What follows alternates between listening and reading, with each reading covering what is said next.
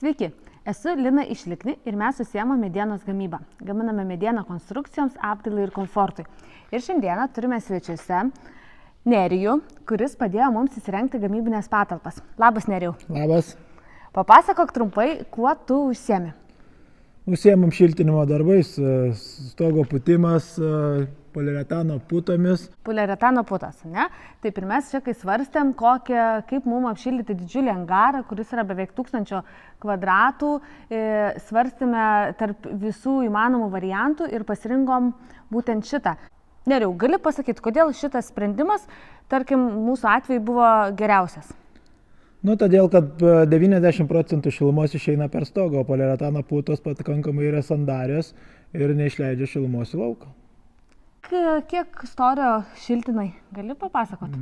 Čia šiltinam 15 cm storio. Per 15 cm sulaiko apie 85% šilumos patalpoje. Tai manau, kad labai neblogas sprendimas ir nedidelis sluoksnis ir pakankamai daug šilumos susilaiko. Supratau. Tada dar papasakok, kiek laiko užtrukot apšilinti tokio dydžio stogą? Praktiškai 2 dienas.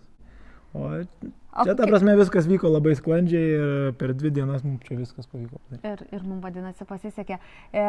Papasakok, koks objektas tau yra mėgstamiausias?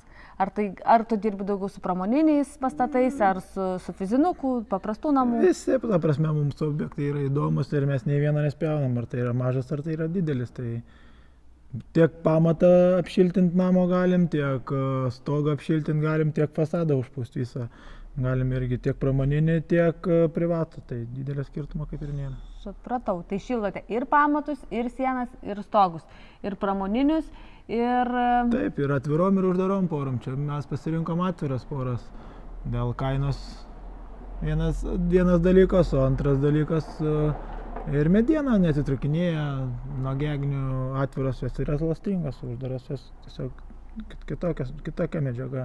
Jis daugiau skirta prie betoninių paviršių, prie, kaip pasakyti, metalinių, skardinių, kur daugiau kondensuojasi. Čia tai paprasta medinė konstrukcija. Kiek metų dirbi? 5 metai jau mes su poliuretano putom. Ar yra kažkokio apribojimų, kada negalima naudoti tokios šiltinimo medžiagos? Arba kokio oro sąlygom negalima dirbti su šitą medžiagą? Ne, tai reikia žiūrėti medienos drėgnumą. Vienas yra toksai niuansas, antras niuansas, aišku, prie žemos temperatūros irgi negalima dirbti, nes reikia bent jau 15 laipsnių šilumos turėti patalpoje, mes šildomės papildomai. Žiemą dirbam iki -10, ta prasme, mes šilumą pasikeliam dizeliniam patrankom. Tai jeigu šildote viduje? Jo, viduje. Laukiamės jau iki minus, ta prasme, prie minusą nepadirbsim iki +10. Jau daugiau, jau čia iš bėdos +10.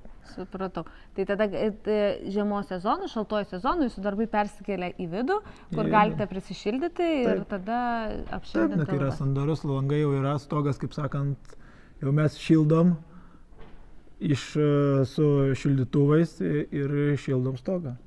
Jeigu jūs dar šalate ir galvojate, kad žiemą apsišildinti stogo neįmanoma, tai yra įmanoma padaryti. Ir jeigu reikės kontaktų, mielai Nerijaus kontaktais pasidalinsiu šiandieną. Ačiū, kad žiūrėjote ir linkėjimai Linai iš Likni. Ir Nerijus. Iki pasimatymo. Iki.